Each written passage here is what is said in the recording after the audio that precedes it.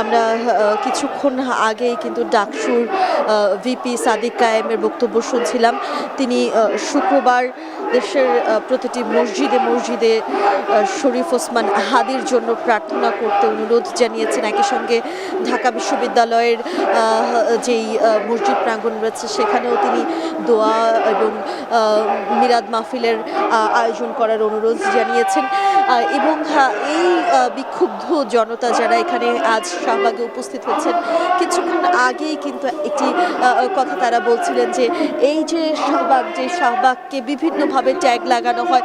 2013 সালে যেই শাহবাগের গায়ে বিভিন্ন ধরনের ট্যাগ লাগে এবং সেই ক্ষত বা সেই দাগ যে আসলে এখনো পর্যন্ত বয়ে বেড়াতে হচ্ছে শাহবাগকে, সেটির দায়ভার আর নেবে না এই 2025-এর যে ছাত্র জনতা।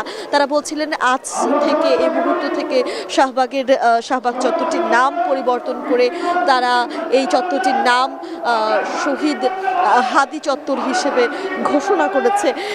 এরকম ধরনের কথা তারা বলছিলেন এবং একই সঙ্গে আগামী আজ শুক্রবার জুমা নামাজের পর তারা এই বিক্ষুব্ধ জনতা সকলে পরবর্তী কর্মসূচির ঘোষণা করেছে। জুমা নামাজের পরে তারা শহীদ শরীফ ওসমান হাদির যারা হত্যাকারী রয়েছেন তাদের বিচারের দাবিতে বিক্ষোভ মিছিল করবেন বলে তারা আগামীকালের কর্মসূচির মধ্যে জানিয়েছেন। এর বাইরে আসলে বলতে চাই যে রাত যত গভীর হচ্ছে ততই শাহবাগের গর্জন যেন আরও জোরালো হচ্ছে। এইখানের যারা উপস্থিত জনতা রয়েছেন তাদের সকলের কণ্ঠে বিভিন্ন স্লোগান, বিভিন্ন দলে দলে ভাগ হয়ে তারা বক্তব্য দিচ্ছেন, তারা স্লোগান দিচ্ছেন। তবে সেই সকল স্লোগানের উদ্দেশ্য একটাই এবং কথা একটাই, সেটা হচ্ছে যে কোনো মূল্যেই হোক শহীদ শরীফ ওসমান হাদি, যিনি ইনকিলাব মঞ্চের আহ্বায়ক, তার হত্যার বিচার করতে হবে এবং সেই হত্যার যে দায়, নিরাপত্তার যে বিষয়টিকে নিয়ে তারা বারবার প্রশ্ন তুলছেন, সেই সকল কিছুর দায় কিন্তু অন্তর্বর্তীকালীন সরকারকেই নিতে হবে। এবং একই সঙ্গে তারা স্বরাষ্ট্র উপদেষ্টার আজ রাতের মধ্যে স্বরাষ্ট্র উপদেষ্টার পদত্যাগের দাবি জানিয়েছেন। যদি আজ রাতের মধ্যে স্বরাষ্ট্র উপদেষ্টা পদত্যাগ না করেন তবে ছাত্র শক্তি যমুনা অভিমুখে অবস্থান করবে এবং সেখানে বিক্ষোভ কর্মসূচি চালাবে বলেও কিন্তু হুঁশিয়ারি করেছেন। একে একে তারা অন্যান্য যারা উপদেষ্টা ছিলেন তাদেরকেও হুঁশিয়ারি দিয়েছেন এবং অন্তর্বর্তীকালীন সরকারের সকল উপদেষ্টাদেরকেই এই দায় নিতে হবে। তারা এই হুঁশিয়ারিও কিন্তু এই শাহবাগ থেকে তারা স্লোগানে দিচ্ছেন এবং যারা এই ওসমান হাদির হত্যার পেছনে রয়েছেন যেই দুর্বৃত্তকারীরা, তাদেরকে স্পষ্টভাবে স্লোগানের মধ্য দিয়ে বারবার এখানে উপস্থিত প্রতিটি জনতা, ঢাকা বিশ্ববিদ্যালয়ের শিক্ষার্থী, বিভিন্ন সংগঠনের সদস্যরা, নেতারা, বিভিন্ন হল থেকে যারা এসেছেন, সকলের কণ্ঠে কিন্তু একটি প্রতিবাদী স্পষ্ট হচ্ছে যে দুর্বৃত্তকারীরা যারা শঙ্কা ধরাতে চেয়েছিলেন এই বাংলাদেশের নাগরিকদের হৃদয়ে, তরুণ শক্তির মননে, কোনোভাবেই কিন্তু সেটি তারা পারবেন না।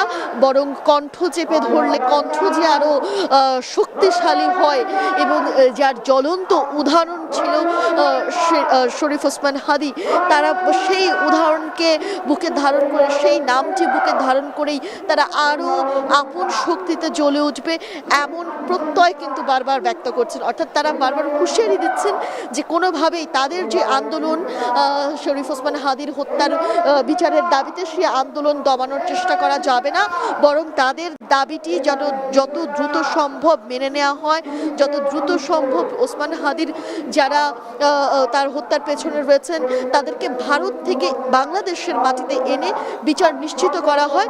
সেই জন্য তারা বারবার অন্তর্বর্তীকালীন সরকারকে আলটিমেটাম দিচ্ছে। এখানে আমি বলছিলাম বিভিন্ন দলের নেতাকর্মীরা রয়েছেন, ঢাকা বিশ্ববিদ্যালয়ের শিক্ষার্থীরা রয়েছেন, হল থেকে বিভিন্ন শিক্ষার্থীরা এই মাঝরাতেও নেমেছে। তার বাইরে গিয়েও কিন্তু আশেপাশের যে এলাকার সাধারণ মানুষ রয়েছেন তারাও এসে জড়ো হয়েছেন।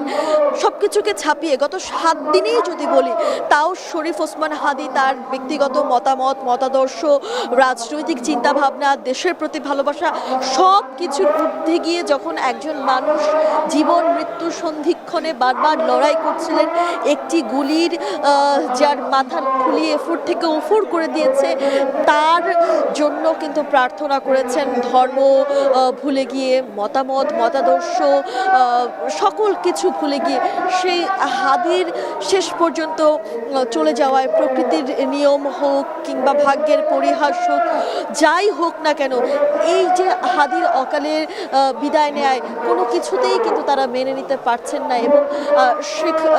এবং তারা বলছেন যে এই হাদীর যেই বক্তৃতা ছিল, যে স্লোগান ছিল, হাদী ভালোবাসা দিয়ে যেভাবে মানুষের মন তার কথার মাধ্যমে জয় করেছিল, সেই ভালোবাসা, হৃদয় নিংড়ানো ভালোবাসার যেই অনুভূতি, সেই অনুভূতি থেকে তারা এখানে এসেছে।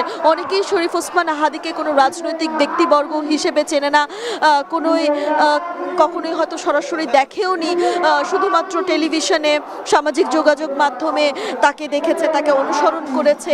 এবং সবশেষ কিছুদিন ধরে তিনি ঢাকা 8 আসনে সংসদ সদস্য হিসেবে, পদপ্রার্থী হিসেবে যেভাবে প্রচারণা চালিয়েছিল, তার প্রচারণাও এক ধরনের ব্যতিক্রমী এবং মানুষের হৃদয়ের কাছাকাছি যাওয়ার, মানুষের প্রত্যাশা পূরণ করার যে প্রতিশ্রুতি তিনি দিচ্ছিলেন, নতুন বাংলাদেশ বিনির্মাণের যে স্বপ্ন তিনি তরুণদেরকে দেখানোর চেষ্টা করেছিলেন এবং নিজে দেখেছিলেন, সেই স্বপ্ন বাস্তবায়ন করার লক্ষ্যে তিনি যেভাবে তার মতো করে নিজের একটি প্ল্যাটফর্ম তৈরি করে, ইনকিলাব মঞ্চ তৈরি করে সেখানে যেভাবে তিনি কাজ করে যাচ্ছিলেন, সেটি সকলের প্রশংসার দাবিদার।